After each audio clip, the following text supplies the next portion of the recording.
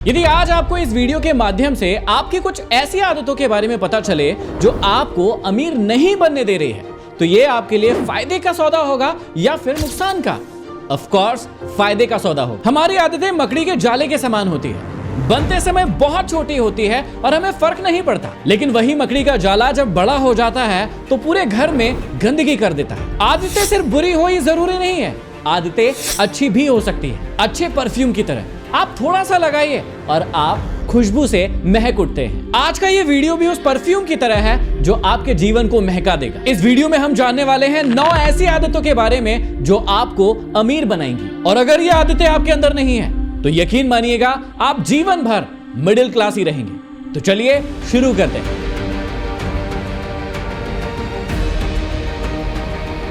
एक बार मैं एक ट्रेन में सफर कर रहा था। शाम के लगभग 7 बज रहे होंगे, और जब मैंने बोगी को ध्यान से देखा तो उसमें हर एक व्यक्ति अपने फोन में लगा हुआ था। और क्या देख रहा था? वो देख रहा था रील्स। मैंने ध्यान दिया कि लगभग 10 बजे तक कई लोग रील्स देखते देखते सो गए, और जो नहीं सोए थे वो अभी भी रील्स देख रहे थे। मैं सोच रहा था कि मुझे तो वीडियो बनाने के लिए पैसे मिलते हैं, इन लोगों को क्या मिलता है? लोगों को मिलता है सस्ता एंटरटेनमेंट जो उनका समय खराब करता है। एक स्टडी में पाया गया है कि इंडियन व्यक्ति का हर दिन का एवरेज मोबाइल वॉच टाइम लगभग 4 घंटे 9 मिनट है। मतलब हर इंसान महीने का लगभग 5 दिन सिर्फ मोबाइल चलाने में निकाल देता है, और फिर कहता है कि मेरे पास तो आगे बढ़ने के लिए समय ही नहीं है। पहली आदत जो आपको अमीर बनाएगी, कंज्यूम लेस क्रिएट मोर। यदि आप 4 घंटे का समय रील्स देखने में लगा रहे हैं तो उसकी वजह आपको 1 घंटे का समय कंटेंट को कंज्यूम करने में लगाना चाहिए, और बाकी 3 घंटे का समय आपको उस कंटेंट को क्रिएट करने में लगाना चाहिए जिस प्रकार का कंटेंट आपको पसंद है। आप सिर्फ कंटेंट को कंज्यूम करने वाले क्यों बने? अपना समय बर्बाद क्यों करें? आप एक कंटेंट को क्रिएट करने वाले बने ताकि आपकी वैल्यू बढ़े, क्योंकि कंटेंट देखने से नहीं बनाने से पैसा मिलता है। मेरा एक दोस्त था जो YouTube पर नया नया फेमस हुआ था और उसकी नई नई अर्निंग भी शुरू हुई थी। उसने सबसे पहले BMW कार खरीदी, उसके बाद अगले महीने ही उसने रोलेक्स की एक वॉच भी खरीद ली। उसके अगले महीनों में उसने iPad, iPhone और सारी वो चीजें खरीद ली जो उसको अमीर दिखाती थी। अब इसमें से कई सारी चीजें उसने लोन पर लेकर रखी थी। 6 महीने बाद उसके साथ एक घटना हो गई कि YouTube की अर्निंग धीरे धीरे करके कम होने लगी। अब उसके सर पर तो भारी भरकम लोन था जो चुका नहीं पा रहा था। अब धीरे धीरे करके उसको उसकी कार भी देनी पड़ी लोन वालों को। उसके बाद उसकी बहुत सारी चीजें उसे बेचनी पड़ी। अमीर बनने की दूसरी habit, give yourself 24 hours before you buy anything. जब भी आपको आपकी वांट्स मतलब इच्छाएं जिन पर आपको खर्च करने का मन है वो जरूरी नहीं है, लेकिन आपका मन कर रहा है कि आपको वो चीज चाहिए, तो आप उसे खरीदने से पहले अपने आप को 24 घंटे का वक्त दीजिए और उसमें कुछ प्रश्न अपने आप से करिए। पहला प्रश्न आपको करना है कि यदि इस चीज को मैंने अभी नहीं खरीदा तो क्या मेरे जीवन में कोई बहुत बड़ा फर्क आ जाएगा?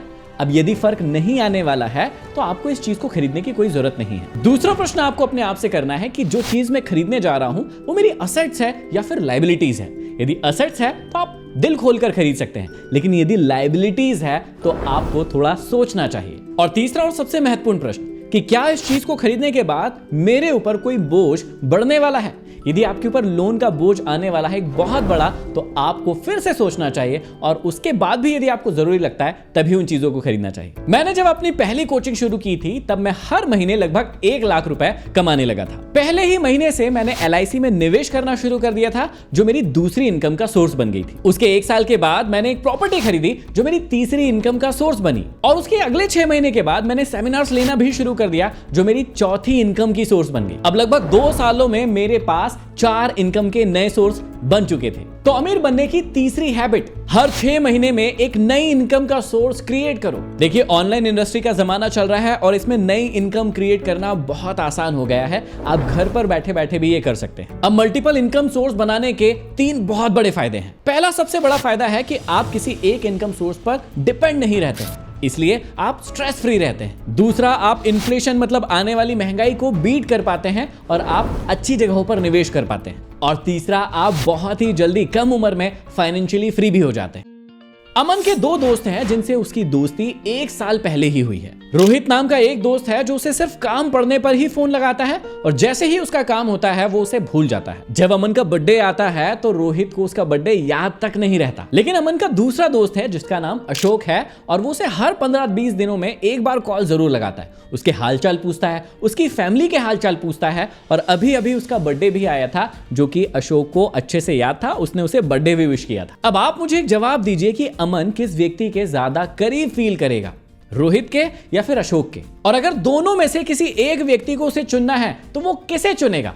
जवाब होगा अशोक को। अमीर बनने की फोर्थ सबसे बढ़िया हैबिट वो है नेटवर्किंग। नेटवर्किंग का मतलब होता है लोगों के साथ बिना किसी मतलब के अच्छे रिश्ते बनाना। सिर्फ मतलब के समय लोगों को याद नहीं करना बल्कि लोगों को दिल से प्यार करना और उन्हें याद रखना। मेरे सारे दोस्तों की एक ही सोच थी कि जैसे ही हम अर्निंग शुरू करेंगे खूब मौज मस्ती करेंगे, खूब घूमेंगे। और हुआ भी लगभग यही। हम 3 दोस्तों को छोड़कर बाकी सारे दोस्तों की जैसे ही सैलरी आती या जैसे ही उनके पास आता पैसा, वो सारा का सारा पैसा खर्च कर देते और लगभग 5-6 सालों तक यही चलता रहा। लेकिन हम 3 दोस्तों को न जाने कैसे फाइनेंस की सबसे बड़ी हैबिट के बारे में पहले से ही पता था, जो कि अमीर बनने की 5वीं हैबिट है। स्पेंडिंग से पहले सेविंग और इन्वेस्ट करो। मैंने अपने शुरू के 6 सालों की अर्निंग में ना ही कोई कार ली, ना ही कोई महंगे कपड़े लिए और ना ही कोई महंगे शौक पूरे किए, जबकि मेरे बाकी सारे दोस्त ये सारे के सारे शौक पूरे कर रहे थे। शुरू के 6 सालों में मैंने जो कुछ भी कमाया उसको सारा का सारा मैंने इन्वेस्टमेंट में लगाया और लगभग 6-7 सालों के बाद मैं फाइनेंशियली फ्री हो चुका था। जहां मेरे बाकी बहुत सारे दोस्तों पर लोन का बोझ था,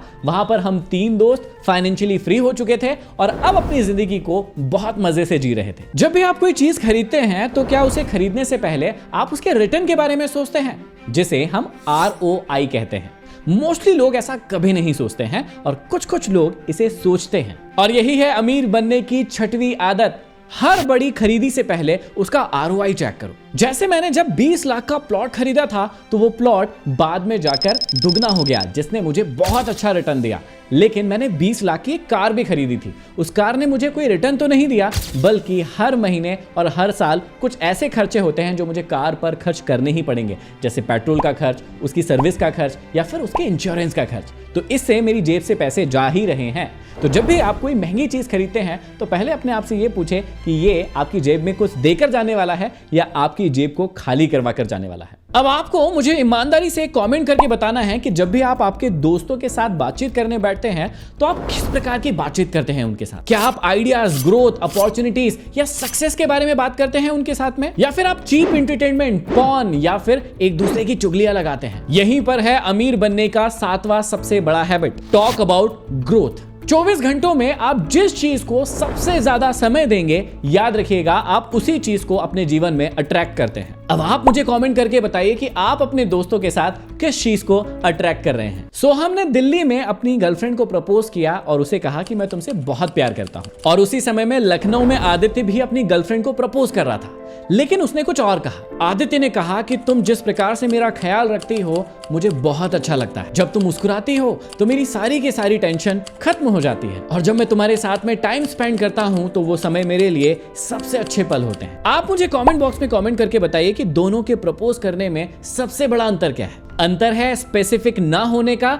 और होने का। सोहम ने अपनी गर्लफ्रेंड को प्रपोज तो किया लेकिन वो स्पेसिफिक नहीं था। वहीं पर आदित्य ने अपनी गर्लफ्रेंड को बहुत स्पेसिफिक होकर प्रपोज किया, जो उसे बहुत अच्छा लगा होगा। अमीर बनने की 8वीं सबसे अच्छी आदत, बी स्पेसिफिक। चाहे आपको आपके जीवन में आपके गोल को लिखना हो या उसे अचीव करना हो, या फिर अपने दिल की बात अपनी किसी प्रेमी या प्रेमिका को बताना हो, हमेशा याद रखिए आपको स्पेसिफिक होना चाहिए। जितना ज्यादा आप किसी चीज को डिटेल में स्पेसिफिक होकर लिखते हैं, आप उतना ही ज्यादा उस व्यक्ति को या उस चीज को अपनी ओर आकर्षित करते हैं और वो चीज उतनी ही जल्दी आपके पास आती है। राम और श्याम मिट्टी का घड़ा बनाने की कोशिश कर रहे थे।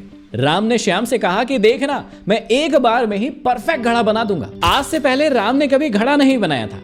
उसने घड़ा बनाने के लिए जैसे ही मिट्टी को चकले पर रखा, सारी की सारी मिट्टी फैल गई और राम उदास हो गया। उससे वो घड़ा नहीं बना और वो वहां से चला गया। फिर श्याम ने कोशिश की। श्याम ने भी मिट्टी को चकले पर रखा। उसकी मिट्टी भी पहली बार में फैल गई, उसे घड़ा नहीं बना। लेकिन उसने फिर से कोशिश की उसका घड़ा थोड़ा ठीक ठाक बना, लेकिन खराब ही लग रहा था। उसके बाद उसने एक बार फिर से कोशिश की, उसके बाद भी उसे खराब घड़ा ही बना। उसके बाद उसने दिन भर घड़े बनाए और इस चक्कर में उसने करीबन 10 से 15 घड़े बना लिए थे। उसने एक चीज गौर की कि लास्ट में जो उससे घड़ा बना था वो परफेक्ट तो नहीं था, लेकिन जो पहला घड़ा बनाया था उससे 100 गुना बेहतर घड़ा बना था। अमीर बनने की 9वीं सबसे अच्छी आदत, do not wait for perfection. याद रखिएगा कि परफेक्शन एक मिथ है।